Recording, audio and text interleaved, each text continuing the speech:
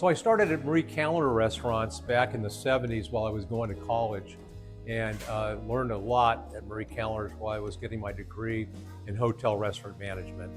And in 1980, my dad called me and asked me if I would come up and take a look at this restaurant he was doing consulting for by the name of Bradshaw's.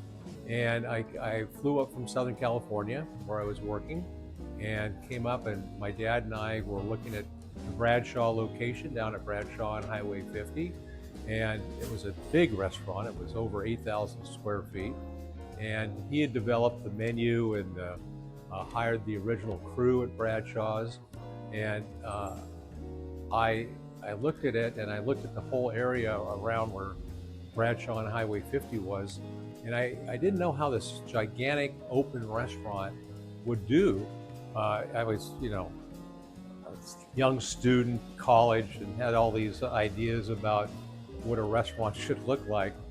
And so at that time, I said, gee, it was offered to us to buy, and in July of 1980. And I kind of talked my dad out of it.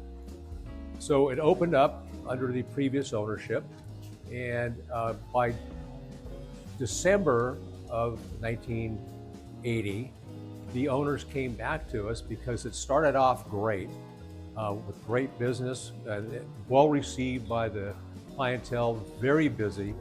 And by December of 1980, the business had fallen off because it was absentee ownership. And my dad then called me and said, hey, do you want to be my partner? So at that time, I said, absolutely, Dad, because he saw how successful the menu was, how successful the concept was, and it was a home run. And so we took it over in April of 1981, 45 years ago, and that was our humble beginnings at Bradshaw Restaurant in 1981.